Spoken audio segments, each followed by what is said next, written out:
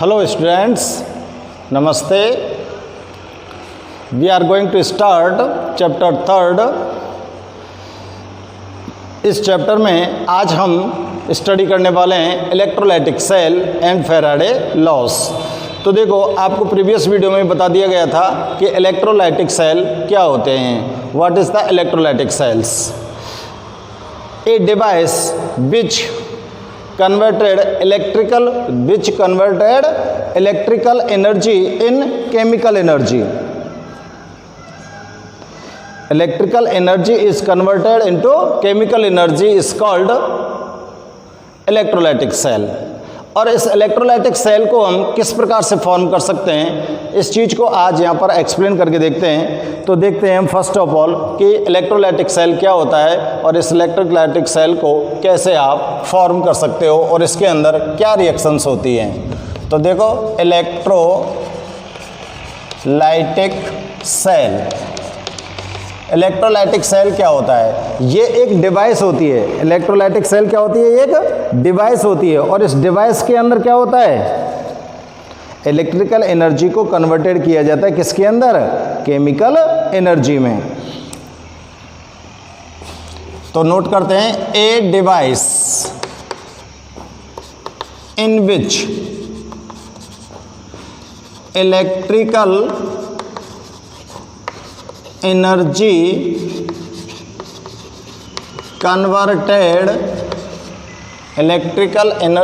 converted into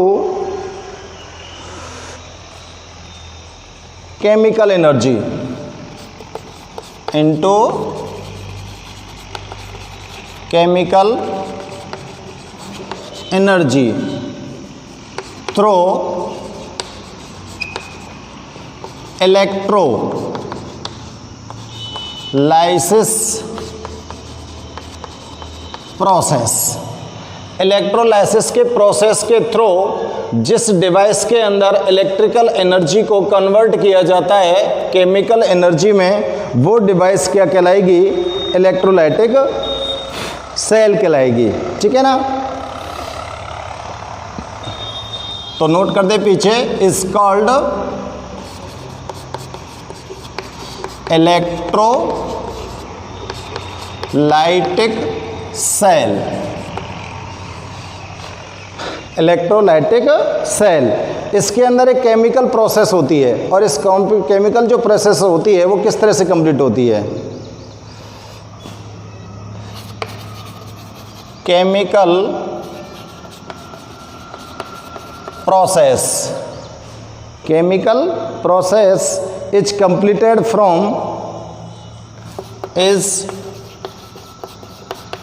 completed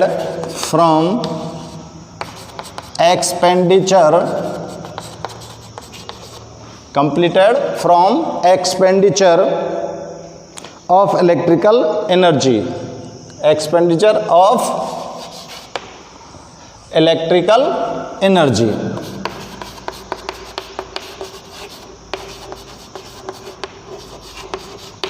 अब देखो, इस तरह की जो डिवाइस फॉर्म होती हैं, उन डिवाइस के अंदर कौन कौन सी रिएक्शन होती हैं? इस डिवाइस के अंदर, in this device, oxidation, reduction, reaction takes place. इस डिवाइस में ऑक्सीडेशन और रिडक्शन रिएक्शन जो होती हैं वो कंप्लीट होती हैं, टेक्स प्लेस। और ये भी सब सेल्फ इरिवर्सिबल होती है नेचर में। और इन रिएक्शंस के थ्रू यहाँ पर क्या होता है? इसकी जो फ्री एनर्जी होती है सेल रिएक्शन की, वो यहाँ पर इंक्रीज होती है। So the increase in free energy So the increase in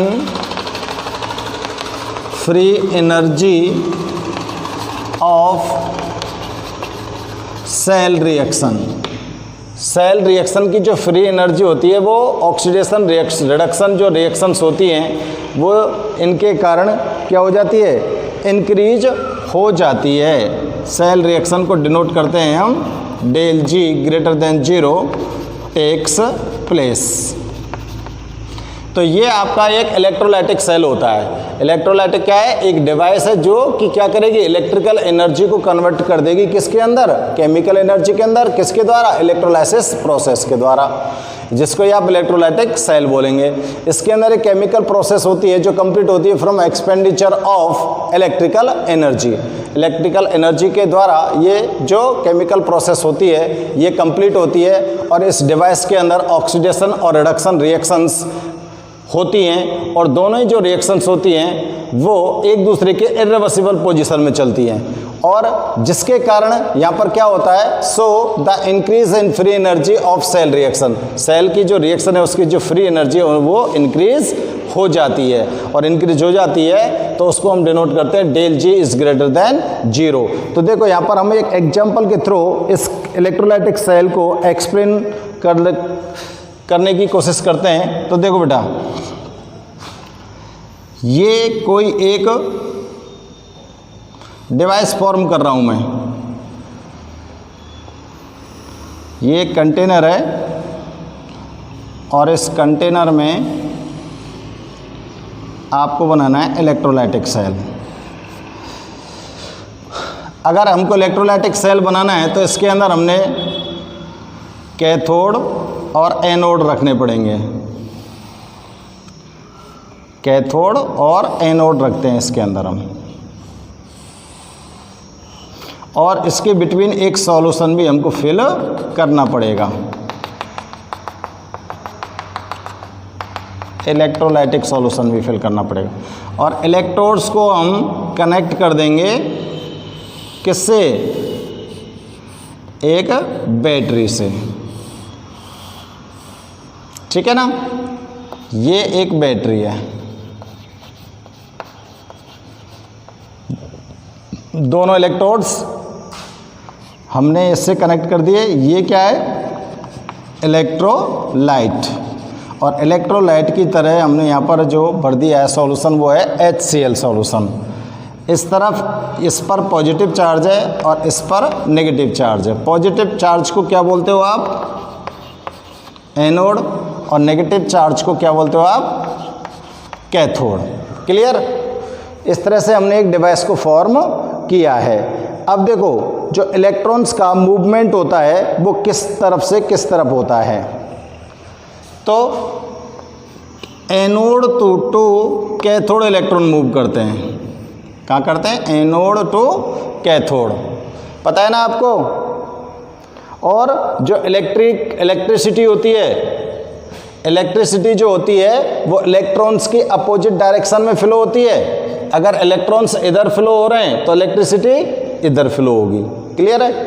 अब देखिए इस सेल के अंदर क्या होता है, इसमें हमने ये दोनों के दोनों जो हैं इलेक्ट्रोड्स यहाँ पर पुट किए हैं, और इसको अब गौर से हम देखेंगे, इसको समझने की कोशिश करो। यहाँ पर जो इलेक्ट्रोलाइटिक सॉल्यूशन है उसकी जगह पर आपने क्या भर दिया है? इलेक्ट्रोलाइट क्या भर दिया है? HCl solution. ठीक है ना? अब इस HCl सॉल्यूशन जो इलेक्ट्रोलाइट की तरह भरा है, इसके अंदर जब हम इलेक्ट्रिक को पास करते हैं बैटरी के थ्रू, तो यहाँ पर क्या घटना घटित होती है? तो देखें, जैसे ही आप इसके अंदर इलेक्ट्रिक पास करते हो तो जो ये इलेक्ट्रोलाइट HCl यहाँ आपने भरा है तो इसका तुरंत ही क्या होता है? डिसोसिएशन होता है। क्या होता है? डिसोसिएशन होता है। तो डिसोसिएशन किस तरह से होता है? HCl, इसका ये एक्वस सॉल्यूशन है, और इसके अंदर जैसे आपने इलेक्ट्रिक को पास किया तो ये हाइड्रोजन आयन और क्लोराइड आयन में डिसोसिएट हो जाएगा। क्लियर? जैसे इलेक्ट्रिक पास करेंगे तो ये हाइड्रोजन आयन और क्लोराइड आयन में क्या हो जाएगा? डिसोसिएट हो जाएगा। अब इसके बाद इस जो इलेक्ट्रोलाइट है इस सॉल्यूशन के अंदर यहाँ पर कौन कौन से आयन प्रेजेंट है? अब बताओ। यहाँ पर 2 types of ions are present, hydrogen ion and chloride ion. Clear है ना?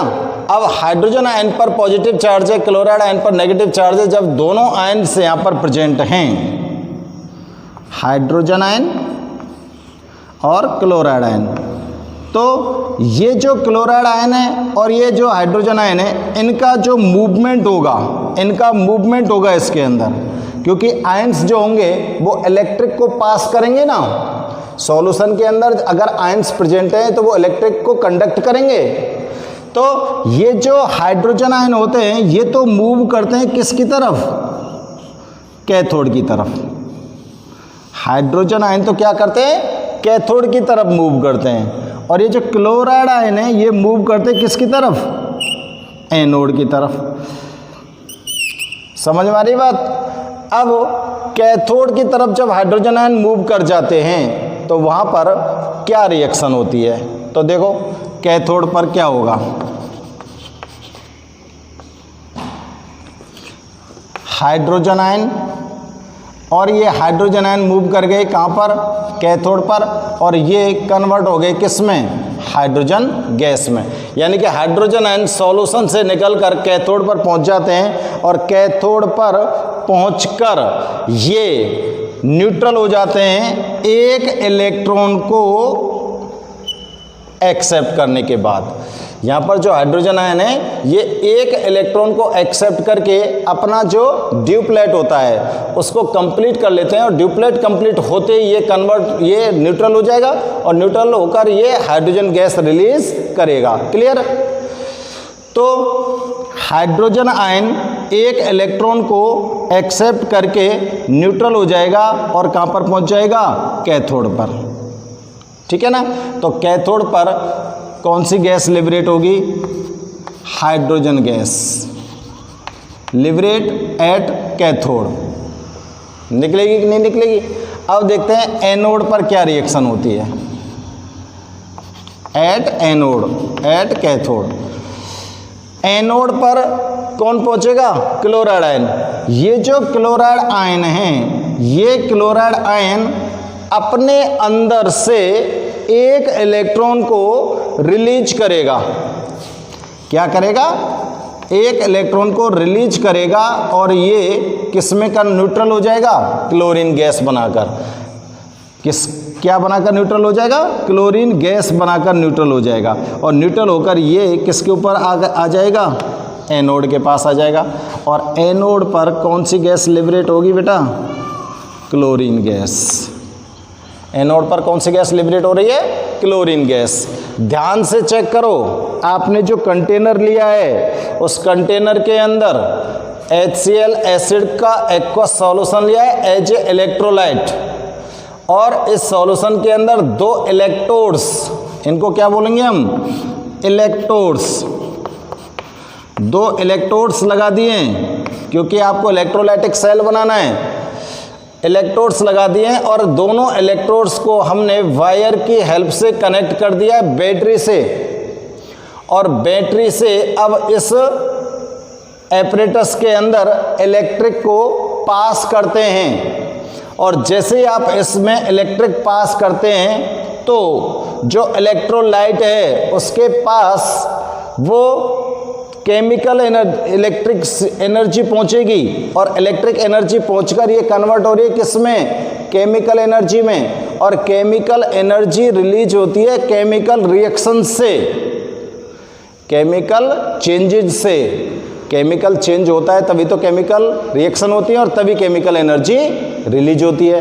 तो यहाँ पर क्या केमिकल चेंज होता है, क्या केमिकल रिएक्शंस होती हैं, ये हमको चेक करना है। तो जैसे इलेक्ट्रिक इस इलेक्ट्रोलाइट में पहुंची तो यहाँ पर हाइड्रोक्लोरिक जो एसिड था जिसका एक्वस सॉल्यूशन एज इलेक्ट्रोलाइट इसके अंदर फिल किया, उसका इलेक्ट्रोलाइसिस होगा, और इसका इलेक्ट्रोलाइसिस होता है तो हाइड्रोजन आयन और क्लोराइड आयन यहाँ पर फॉर्म होते हैं। ये हाइड्रोजन आयन और क्लोराइड आयन इस सॉल्यूशन के अंदर प्रेजेंट होते हैं। तो ये किस तरफ क्या कैसे कैसे मूवमेंट करते हैं? तो हाइड्रोजन आयन तो मूव करके पहुंच जाएगा कैथोड के पास, और कैथोड के पास पहुंचकर ये हाइड्रोजन में कन्वर्ट होकर न्यूट्रल हो जाएगा।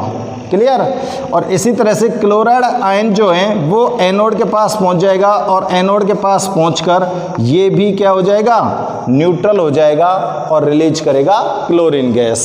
तो देखो यहाँ पर ये रिएक्शन कौन सी है और ये रिएक्शन कौन सी है, ये चेक करना है। इसमें तो इलेक्ट्रॉन्स को एक्सेप्ट किया जा रहा है। तो इस रिएक्शन को क्या बोलेंगे? Those reaction in which any ion or compound accept any electrons are called reduction reaction. इसमें हाइड्रोजन आयन का क्या हो रहा है? रिडक्शन हो रहा है। और यहाँ पर क्लोरीन जो है ये इलेक्ट्रॉन को रिलीज कर रहा है। क्लोरीन क्या कर रहा है? इलेक्ट्रॉन्स को रिलीज कर रहा है। तो इलेक्ट्रॉन्स को रिलीज कर रहा है तो ये कौन सी रिएक्शन हो जाएगी? ऑक्सीडेशन। हमने नोट किया था ना, oxidation reduction reaction takes place in this device. इस डिवाइस के अंदर ऑक्सीडेशन और रिडक्शन रिएक्शन दोनों के दोनों हो रही हैं। और ये दोनों के दोनों जो रिएक्शन है ये तब तक चलती रहेंगी। कब तक चलती रहेंगी बताओ? इस डिवाइस के अंदर ये दोनों रिएक्शन कब तक चलती रहेंगी? इसकी दो पोजीशन है। ये जब तक चलती रहेंगी जब तक आप या तो इसके अंदर इलेक्ट्रिक पास करते रहोगे, जब तक आप इसके अंदर इलेक्ट्रिक पास करते रहोगे तब तक ये रिएक्शन चलती रहेगी। और दूसरी कंडीशन क्या है कि आप रेगुलरली भले इलेक्ट्रिक पास कर रहे हैं लेकिन जब तक इसके अंदर HCl इलेक्ट्रोलाइट जो है HCl इसके अंदर प्रेजेंट है तब तक ये रिएक्शन चलती रहेगी। और जब ये पूरा पूरा HCl समाप्त हो जाएगा, कंप्लीट ये इसका एंड हो जाएगा, ऑटोमेटिकली रिएक्शन बंद हो जाएगी। क्लियर आ रही है बात समझ में? तो ये कहलाता है बेटा इलेक्ट्रोलाइटिक सेल, या इसको बोल सकते हो आप वोल्टामीटर। इसको क्या बोलेंगे? इलेक्ट्रोलाइटिक सेल, या बोल सकते हैं हम इसको वोल्टामीटर। दूसरा नाम इसका क्या हो सकता है? वोल्टामीटर। ठीक है ना? तो इसमें आपने देखा है कि जो दोनों के दोनों इलेक्ट्रोड्स हैं उन पर दो गैस रिलीज हो रही हैं। एनोड पर तो क्लोरीन गैस और कैथोड पर हाइड्रोजन गैस। अब यहाँ पर मैं लिखता हूँ this process is continued till then. ये जो प्रोसेस है ये कब तक चलती रहेगी? देखो, this process is continued, this process is continued till then। ये प्रोसेस कब तक चलती रहेगी? पहली कंडीशन तो क्या है, कब तक चलाओगे? Electric circuit is closed. आप इलेक्ट्रिक सर्किट को बंद नहीं कर दोगे, या तो तब तक चलेगी जैसे आपने 5 मिनट इलेक्ट्रिक इसके अंदर पास की उसके बाद बंद कर दी तो ये प्रोसेस भी पूरी पूरी बंद हो जाएगी। और दूसरी कंडीशन क्या बनेगी बताओ? कि पूरा पूरा जो HCl है वो पूरा पूरा काम में नहीं आ जाएगा। Whole HCl is not consumed. जब तक पूरा का पूरा जो HCl है वो खर्च नहीं हो जाएगा तब तक ये रिएक्शन चलती रहेगी। ठीक है ना? तो ये होता है electrolytic cell. Clear? Electrolytic cell आपको इसी तरह से नोट करके इसको आप आराम से इजी वे में समझ सकते हैं। तो नोट करिए इसको। नेक्स्ट में देखते हैं बेटा हम कि फैराडेज लॉ, फैराडे के लॉ क्या हैं।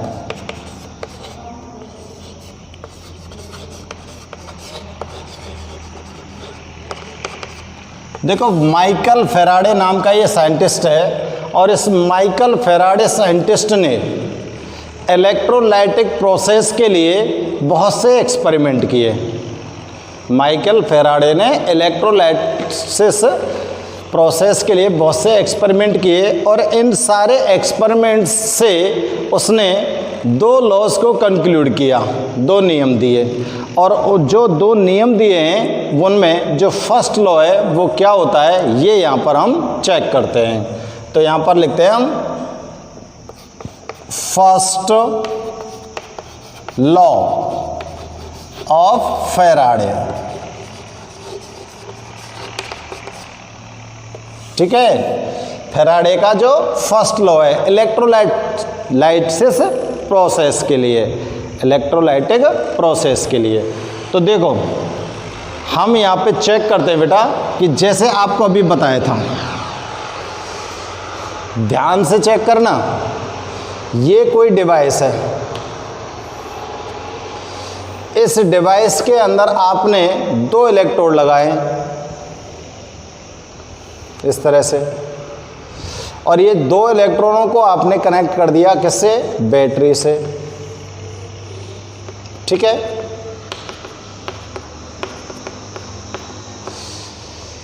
इसके अंदर आपने इलेक्ट्रोलाइट भर दिया, इलेक्ट्रोलाइट भर दिया। अब इलेक्ट्रोलाइट आपने कोई भी भर दिया हो, चाहे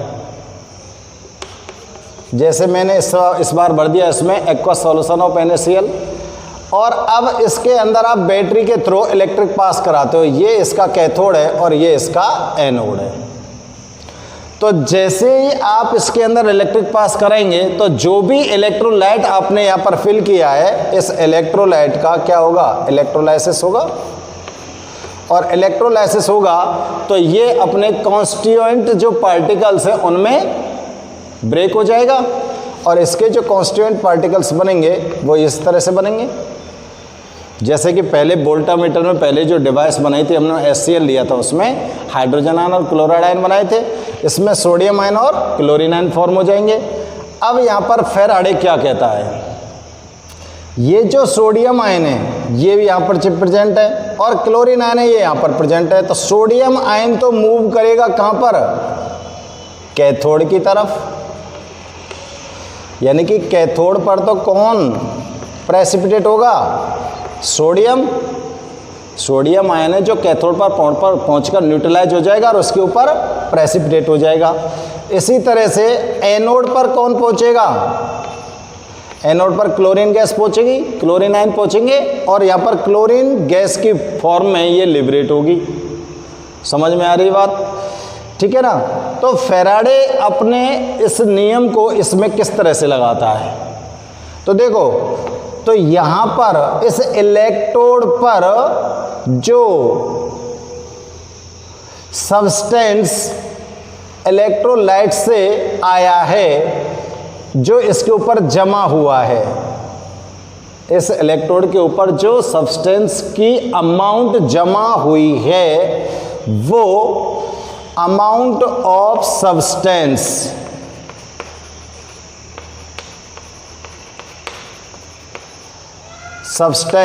एट इलेक्ट्रोड, कोई सा इलेक्ट्रोड हो, at electrode is directly proportional to electric current.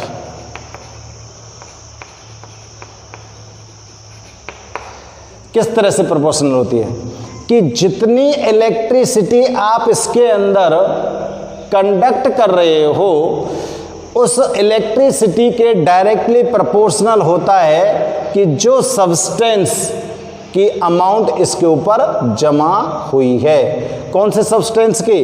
जो इलेक्ट्रोलाइट है। ये इलेक्ट्रोलाइट के जो ये कॉन्स्टिट्यूएंट पार्टिकल हैं, ये कॉन्स्टिट्यूएंट पार्टिकल ही तो इसके ऊपर आकर प्रेसिपिटेट होंगे। ठीक है ना।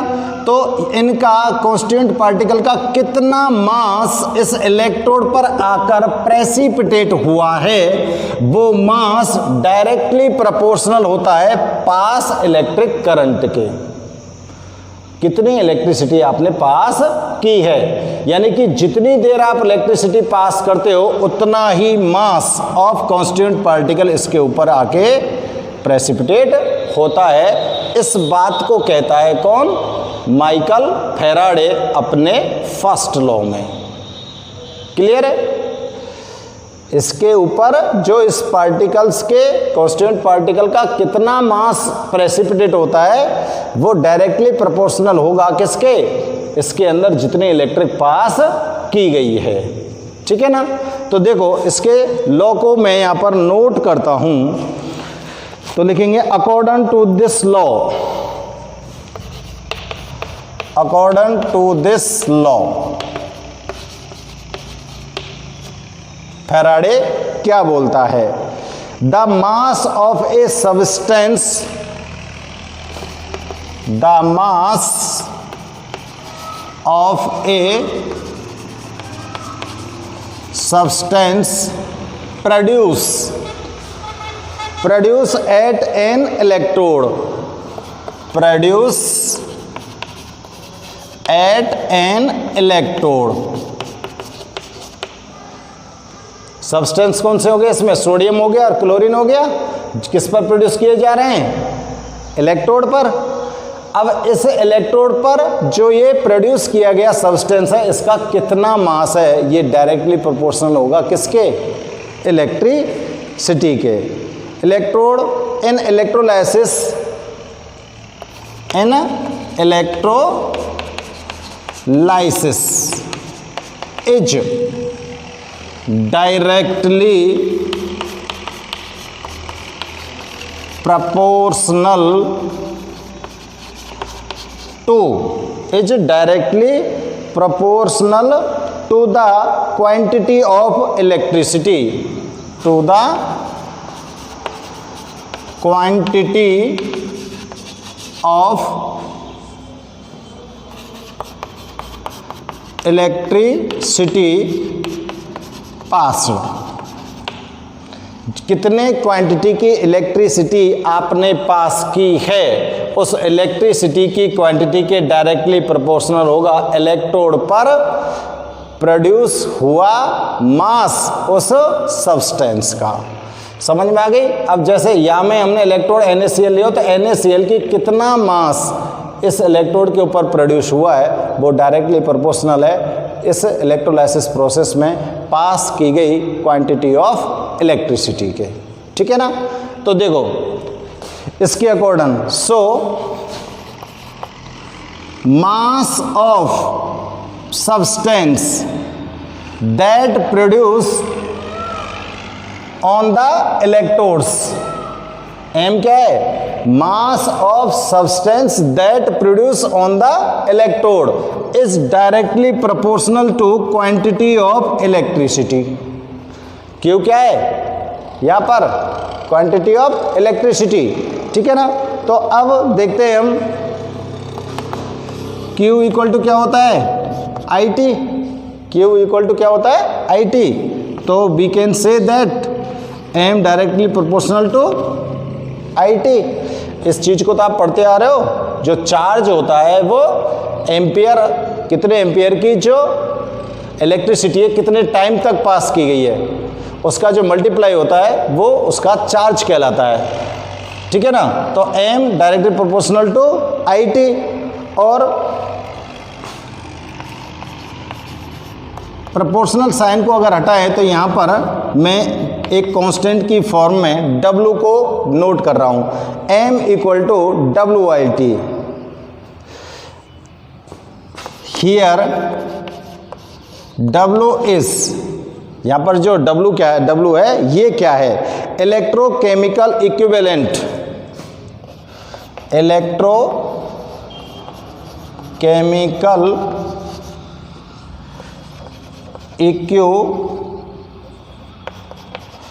इक्विवेलेंट ऑफ सब्सटेंस,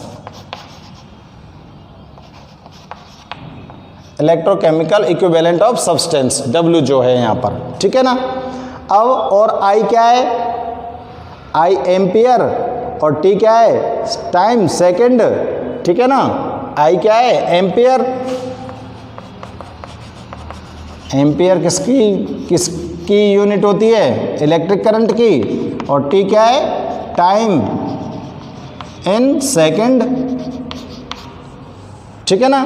तो यहाँ पर जो फर्स्ट लॉ है फैराडे का वो क्या कहता है? M equal to WIT। Clear आ रही है बात? अगर हम एक सेकंड के लिए 1 एम्पियर की इलेक्ट्रिक करंट इसके अंदर पास करते हैं, 1 सेकंड के लिए 1 एम्पियर की इलेक्ट्रिक करंट इसके अंदर पास करते हैं, तो electrochemical equivalent of substance is equal to the mass of produce of substance. तो सब्सटेंस का जो इक्विवेलेंट, इलेक्ट्रोकेमिकल इक्विवेलेंट है वो किसके इक्वल हो जाता है? इसके ऊपर जो प्रोड्यूस किया गया सब्सटेंस के मास के इक्वल हो जाएगा, नहीं हो जाएगा? यहाँ लिख सकते हैं ना, if T equal to 1 second और I इक्वल टू 1 एम्पियर। तो M इक्वल टू क्या हो जाएगा, W, लिख सकते हैं ना, M इक्वल टू क्या हो जाएगा, W, और W क्या है, इलेक्ट्रोकेमिकल इक्विवेलेंट। तो सब्सटेंस का जो इलेक्ट्रोकेमिकल इक्विवेलेंट होता है वो इक्वल हो जाता है मास के, कब, जब उसके अंदर 1 एम्पियर की इलेक्ट्रिसिटी को आप 1 सेकंड तक के लिए पास करते हो। तो इसको हम नीचे कैसे डिफाइन करेंगे, इसको मैं लिख सकता हूं बेटा, इलेक्ट्रोकेमिकल इक्विवेलेंट ऑफ सब्सटेंस को किस तरह से डिफाइन करेंगे। देखो यहां पे पीछे नोट कर रहे हैं इसको हम, electrochemical equivalent of a substance is the electrochemical equivalent is the amount, electrochemical equivalent is the amount of substance liberated at the electrode, liberated at the electrode, जो इलेक्ट्रोड पर लिबरेटेड हुआ है, कब, when current of 1 ampere is passed through, when current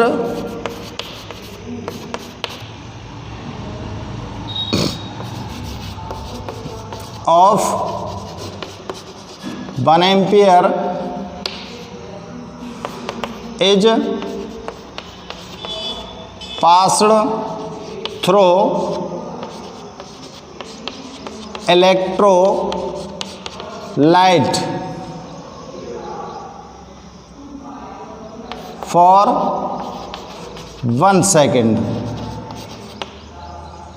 electrolyte for 1 second। पढ़ के देख लो definition को, electrochemical equivalent, ये W जो होता है इलेक्ट्रोकेमिकल इक्विवेलेंट होता है, और ये क्या होता है, electrochemical equivalent is the amount of liberated at the electrodes when, ये कौन सी अमाउंट है, जो इलेक्ट्रोड के ऊपर लिबरेट हुई है, सब्सटेंस की कौन सी अमाउंट है जो इलेक्ट्रोड के ऊपर लिबरेट हुई है, कब हुई है, जब आपने उस इलेक्ट्रोलाइट के अंदर 1 एम्पियर की करंट को 1 सेकंड के लिए पास किया है, ठीक है ना। तो उस टाइम पर जो अमाउंट लिबरेटेड होने वाली है सब्सटेंस की, उसको ही आप क्या बोलोगे, इलेक्ट्रोकेमिकल इक्विवेलेंट बोलते हैं। तो इसके नीचे आपको वो नोट करना है। अब यहाँ पर आप इसका अगर फॉर्मूला बनाना चाहते हो तो क्या बन सकता है, W इक्वल टू क्या हो सकता है, इसमें से निकाल लो कि electrochemical equivalent means equal to क्या हो सकता है, बताओ, M/IT लिख सकते हैं ना इसका फॉर्मूला, इसमें से निकाल के देख लो, इसमें से निकाल लो, इसकी यूनिट निकालो, यूनिट किसकी, इलेक्ट्रोकेमिकल इक्विवेलेंट की यूनिट निकालते हैं हम, unit of W equal to, देखो M मास है, मास तो किस में दे रखा होगा, ग्राम में, और ये क्या है, एम्पियर, एम्पियर डिवाइड में चला गया तो ग्राम एम्पियर इनवर्स, और टाइम भी किस में चला गया, इनवर्स, तो ये ग्राम एम्पियर इनवर्स टाइम इनवर्सली, ये इसकी यूनिट हो गई, किसकी, इलेक्ट्रोकेमिकल इक्विवेलेंट की यूनिट हो गई, ठीक है। तो ये फैराडे का फर्स्ट लॉ है, किसके लिए, ये फैराडे का फर्स्ट लॉ है इलेक्ट्रोलाइटिक प्रोसेस के लिए। आप इसको नोट कीजिए बेटा, इलेक्ट्रोलाइटिक प्रोसेस का फर्स्ट लॉ फैराडे का हाँ जी, तो देखते हैं बेटा हम सेकंड लॉ ऑफ फैराडे का जो सेकंड लॉ है वो क्या कहता है, ठीक है ना। According to this law, according to this law,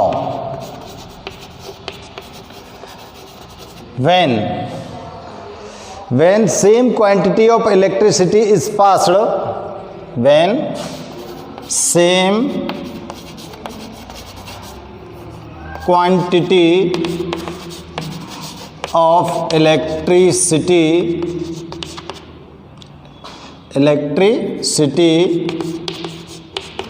is passed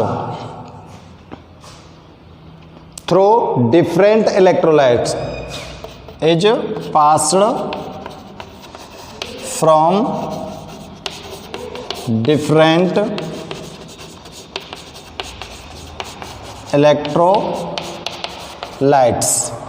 electricity की क्वांटिटी को सेम रख लिया है और इलेक्ट्रोलाइट्स कैसे हैं, डिफरेंट हैं, ठीक है ना। और ये जो इलेक्ट्रोलाइट हैं ये सीरीज कंडीशन में एक दूसरे के साथ कनेक्ट है, connected in series, connected in series. Then the masses of the different substances, then the masses of different substances liberated at electrode, liberated at electrode are in the ratio of,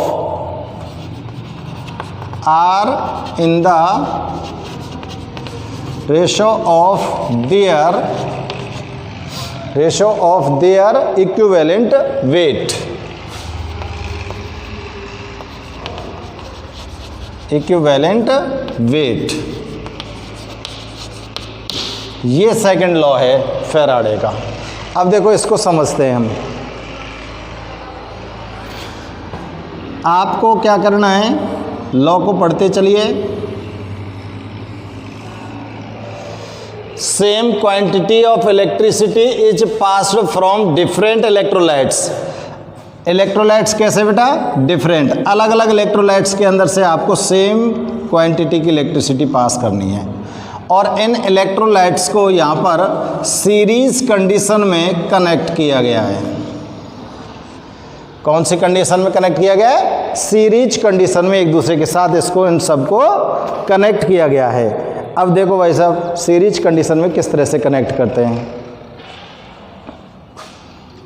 ये electrode हो गया एक, ठीक है, ये इसका दूसरा electrode हो गया,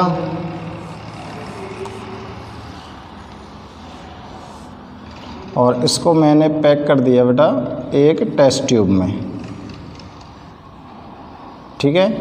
और इस टेस्ट ट्यूब में इस जगह पर एक जगह होती है इस तरह से, और फिर इसको यहाँ पर कनेक्ट कर दिया। इसमें इलेक्ट्रोड है, ये इसका इलेक्ट्रोड है, दो दो इलेक्ट्रोड लगाने दोनों तीनों के अंदर।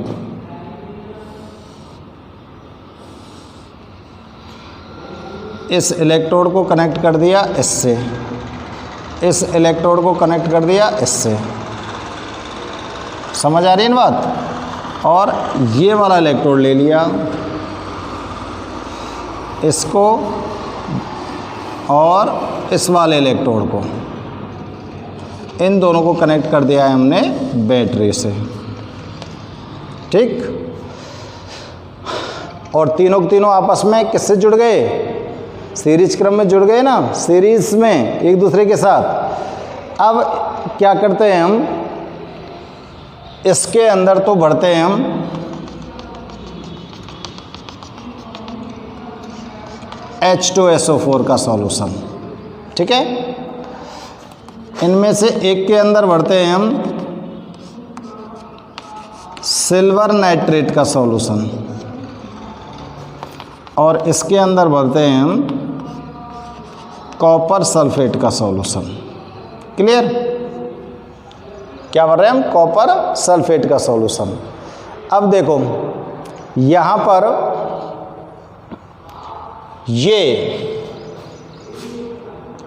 ये वाला एनोड है, ठीक है ना, और ये वाला कैथोड है। दोनों इलेक्ट्रोड हो गए। अब यहाँ से इलेक्ट्रॉन्स मूव करेंगे, इसके अंदर आएंगे, फिर इलेक्ट्रॉन्स मूव करेंगे, इसके अंदर आएंगे, फिर यहाँ से इलेक्ट्रॉन मूव करेंगे। ठीक है? इसी तरह से तो मूवमेंट होगा। अरे मूवमेंट किस तरफ से होगा? मूवमेंट देखो,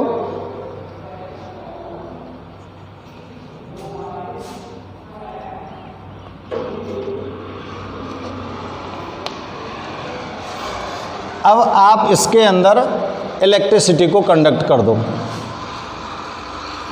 जब हम इसके अंदर इलेक्ट्रिसिटी को कंडक्ट करते हैं तो सल्फ्यूरिक एसिड का जो यहाँ पर आपने इलेक्ट्रोलाइट लिया है, इसका क्या होगा? डिसोसिएशन होगा, और डिसोसिएशन होगा तो इसमें से कौन सी गैस रिलीज होगी? हाइड्रोजन गैस, तो यहाँ से निकल जाएगी, और सल्फेट आयन इसके अंदर बच जाएंगे। सल्फेट आयन इलेक्ट्रॉन प्रोड्यूस करेंगे, वो इलेक्ट्रॉन्स इसके थ्रू इसमें पहुँचेंगे और यहाँ से यहाँ पहुँचेंगे। ठीक है ना? क्लियर है ना? और फिर इसके अंदर इलेक्ट्रिसिटी कंडक्ट हो जाती है। अब देखो आपने यहाँ पर जो डेफिनेशन दी है कि same quantity of electricity is passed from different electrolytes connect in series. Different electrolyte, दो टाइप के इलेक्ट्रोलाइट आपने ले लिए हैं, 2-3 टाइप के, और इन सब को आपने सीरीज में कनेक्ट कर लिया है, और सेम क्वांटिटी की इलेक्ट्रिसिटी इसके अंदर आप पास कर रहे हो। तो इस कंडीशन में क्या हो रहा है कि यहाँ पर देखो, different the masses of different substances liberated at electrode are in the ratio of their equivalent weight. तो यहाँ पर जो डिफरेंट मास सब्सटेंस के लिबरेट होंगे, जैसे यहाँ पर कॉपर लिबरेट हुआ, यहाँ पर सिल्वर लिबरेट हुआ है, तो इनके जो डिफरेंट सब्सटेंस हैं, इनके जो मास हैं, वो किसका अनुपात होगा? इनके खुद के इक्विवेलेंट वेट का अनुपात होगा, का रेशो होगा। ठीक है ना? जहाँ पर जो लिबरेटेड सब्सटेंस हैं वो किस रेशो में होंगे? उनके इक्विवेलेंट वेट के रेशो में होंगे। तो देखो, mass of substance, mass of substance is directly proportional to its equivalent weight. Clear?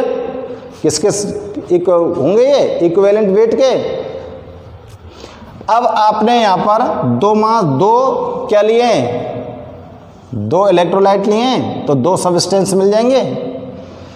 तो लिखते हैं हम यहाँ, if mass of substance, if mass of substance is m1 और m2, m1 और m2, जैसे इसका m1 मान लिया, इसका m2 मान लिया, किसी का भी मान लो, एंड देयर इक्विवेलेंट वेट या हुज इक्विवेलेंट वेट, जिनके इक्विवेलेंट वेट को आप क्या मान सकते हो? E1 और E2। ठीक है ना? तो अकॉर्डिंग टू सेकंड लॉ,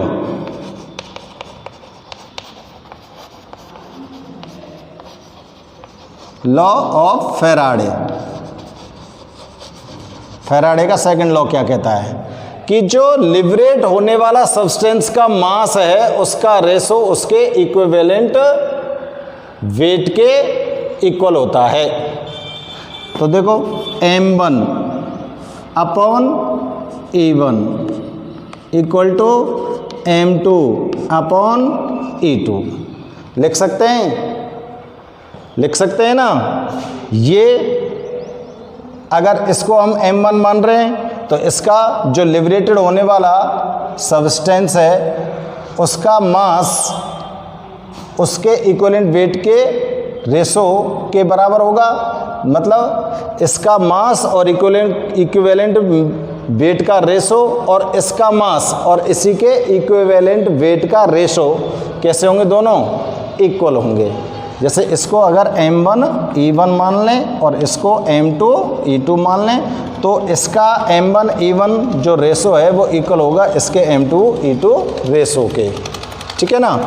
और इसको आप क्या लिख सकते हो, M1 by M2 equal to E1 by E2 लिख सकते हैं ना हम इस तरह से।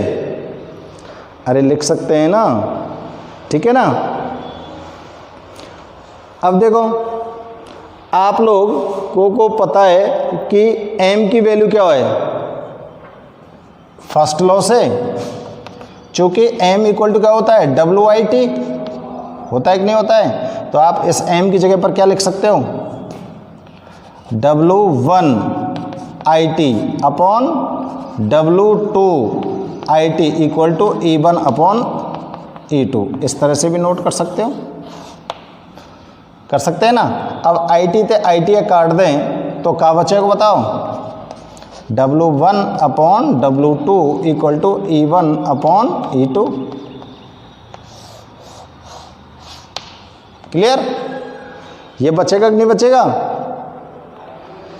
तो ये होता है बेटा फैराडे का सेकंड लॉ। तो आज आपने देखा है कि फैराडे के हमने फर्स्ट और सेकंड लॉ को यहाँ पर स्टडी किया है। तो आज के इस वीडियो में बस इतना ही, ठीक है।